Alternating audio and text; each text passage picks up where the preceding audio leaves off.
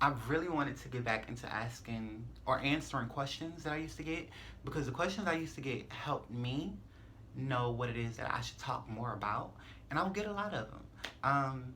And so, yeah, if you never saw a video of mine, my name is Anaya. If you are sitting with me, if you are subscribing to me, thank you for watching me.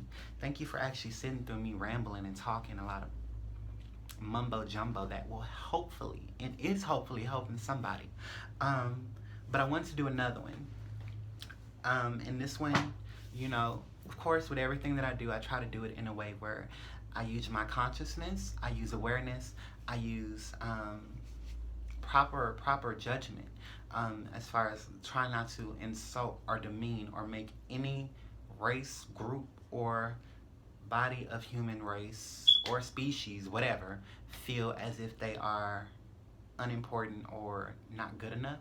I just like to choose words wisely in how I say things. So, with that being said, first and foremost, by the way, I bought this because the top resembles a wedding dress that I'm gonna get made for when I get married. So, I just don't know if I'm gonna wear white, because I'm a thug. I think I'm gonna wear gold. I don't know. I'm dumb. But, so, number one is natural women and trans women. What is the issue? So,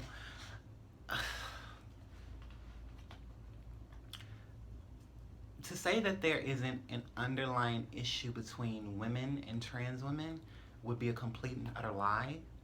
And that's just my own personal beliefs. Everyone has their own beliefs, but I've personally experienced it. I personally lived through it. Still live through it every single day. Where I know for me, I would try to make associates or friends with natural women. And sometimes it just happens, because I always like to say that I'm not friendly, but then I am very friendly. Like, I'm not friendly in the sense, like, I sit on my balcony, and if you walk past my balcony and you see me, 10 times out of 10, you literally will see me doing this. Like, I won't look up, I won't do anything. I probably have a blunt in my hand or a drink. Like, and when I say a drink, I don't drink liquor, but I do smoke the marijuana. you know, um, I probably just be sitting out there chilling with my dog. People, I get it all the time. They be like, "You look like a bitch. Like, you look mean. Like, you look unapproachable." And I'm like, I am. So why did you approach me in the first place? But that's just kind of like the joking side of me. I have a very hard demeanor, but very, very, once you get to know me, very, very, very loving and kind. And so in this retrospect, a lot of women who I've encountered and been, cool with or whatever, whether they came to me or I went to them, it always ended in a situation where I could be so respectful and, not say anything rude, fucked up, just, I could, because there's some shit that I could say, but I don't do that. And on the other retrospect of it, I get called, man, boy, tranny, just some of the most disrespectful, foul things in the world. And it's all because I've decided to either step away from the friendship or just whatever. I don't know, But there definitely seems to be an underlying issue with some women and trans women. And I think that has to ultimately deal with, I don't like to use the word jealousy, because even though jealousy is real, when it comes to real women and trans women, real women have something that a woman like me won't ever have, and that's the ability to have children. And for that, just being able to go through that pain, to be able to carry life, to be able to bring forth life into existence, women will forever be, in my eyes, a little bit more superior. And just because I came from a woman, I was raised by a woman, I was raised by several women, and I have that much respect, even though some of these bitches, I can't stand them, and I know a lot of these bitches can't stand me, but what's up? It is what it is.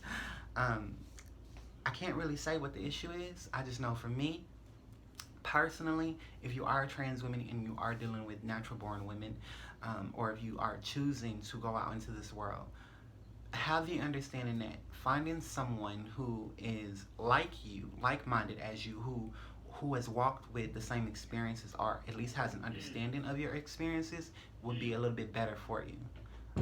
What? No, I don't. Cause I'm doing something, you bothering me.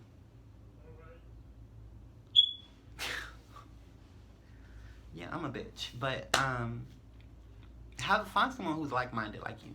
You know, find someone who if you can't find a woman, because you won't be able to find a woman who's walked through the same experiences as you.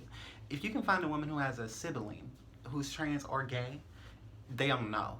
They'll be able to better help you. They'll know your experiences because they have siblings. You know, if they have siblings that they're accepting of, because there's a lot of people who have siblings that they aren't accepting of. You know, so just be conscious of the people you engage with, and you know what it is that they want from you. Um, that's the best I can say for now. Second one is how to come out to your loved ones. Ooh, you don't want my advice because I'm gonna tell you just do it. Like, what you got to fear? Like, what you scared of? Like, what they gonna do? Beat you up? Either you don't know how to fight, you better learn how to fight. You better learn some taekwondo or some shit. You know, you scared your daddy won't accept you. You scared your mom won't, you know, love you or appreciate you. No, but that's a real big issue and a real big fear. When coming out to your parents or anyone that you love, of course, I like to say for me, it was easy. I always say this, I had a roadmap. You know, I had a blueprint that came right before me. My older sibling, she's trans, and she came out first, and so I was able to see how my family would react. Now, some people don't know. Some people don't. In that case, if you do not have the strength to just be like, I'm going to say this, you know, and be it, if you feel as if your family isn't going to be supportive, have a backup plan. Because if you get kicked out of your home, you don't want to be out in the streets, you know. Let a friend know, you know. Let someone know, hey, I'm going to be coming out to my family. Someone who supports you, someone who accepts you, someone who will help you and assist you. You know, let them know, like, hey, I'm going to be doing this, you know, this, that, and the third. If they can offer you a place to stay in case things go south, or if they can help you find somewhere to go if things go south. You might already have somewhere to go. Just make sure that when you do it, have a plan in case things go south. You always have a plan in case things go south. But I would definitely say the best way to do it is to just do it. No point in prolonging something that's inevitable, because so many people be like, oh, I'm not going to tell my parents. Maybe it's just a phase. Then that phase lasts until you're about 30 and you're still sitting over here like, ooh. You know? Just do it. You know, what do you have to lose, you know? If people don't support you, they weren't there for you in the first place. Because anyone who truly loves you and accepts you and appreciates you for who you are as an individual, as a human being, will not turn their back on you or make you feel less than because of the person you choose to love or the person you choose to be in this world. Facts. The third one is, did complications make you stop taking hormones? A lot of people don't know that I have not taken the hormones in about 3 weeks.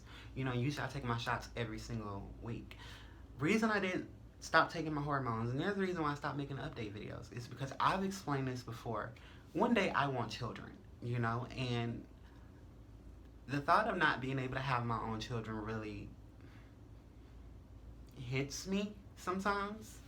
So talking to my doctor, it was just like, put a pause on it and see if, you know, I'll be able to produce even just a little bit of sperm to freeze it, so that when I am ready to actually have children, you know, I'll have the option to have my own DNA, you know, have my own little mini DNAs running around.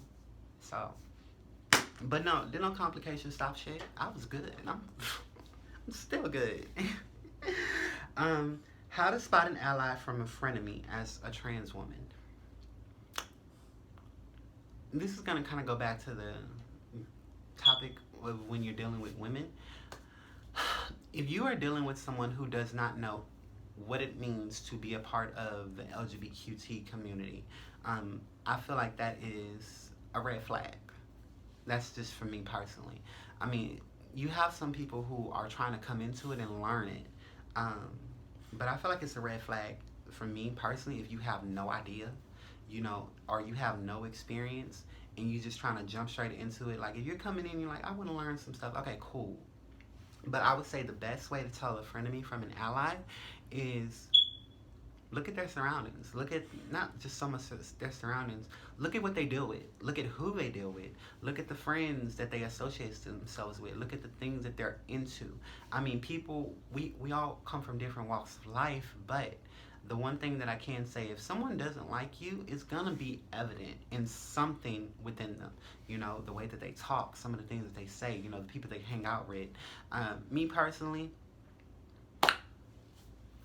I ain't got time to deal with you if, you know, you got some people who feel some type of way towards me and they are considered to be your close friends, best friends, whatever. Let me tell you something. Keep that shit away from me. I'm a thug. I don't play that, you know? Like, peace, love, hospitality, respectfulness, but, you know, you're gonna respect my gangster as well. So, definitely, just pay attention to who people involve themselves with, the things that they say, and how they move. Like right now, you have the Black Lives Matter movement going on, and it's also Pride Month. Notice the people who are just jumping on bandwagons. You know, you can tell when someone's a bandwagoner. You know, they ain't never talked about nothing like this before. They ain't never shown support, but all of a sudden they want to come show support. What kind of motives you got? What you want? You know. So that's just for me personally. And the last one is, why are you against dating black guys? First of all, okay, I'm not against dating black guys. Okay, I used to be very adamant about dating black guys just because of who I am and the things that I've dealt with my own family. And I didn't want to have to go through that experience with someone else. However, recent events has completely changed my life, and all I want is a brother right now. Not saying no other races, but, you know, I know what I want, you know, and I know who I want. So, it just so happens that that person, you know, is black. And God works funny, because I said right before I met that man, I don't want nobody, you know, I'm black. I liked it. Interracial relationships, I thought they were really beautiful. And I still think they are beautiful. But God just was like, hey, let me show you something real quick. And I was like, damn. So, but yeah, so that's that. Don't really have much else for you. Besides, always be conscious of who you are. Always be conscious of the people around you. Always be conscious of the fact that things are always changing. Nothing is promised to you in this lifetime or the next, you know. Just flow with life. Always be choosing to be the best version of you. Love yourself, appreciate yourself, respect yourself. Do unto others as you wish to be done to you. Know that whatever changes you want to happen, it starts within the inside first. And then it happens on the outside. Start there. And then watch the magic happen out here. Have a blessed day.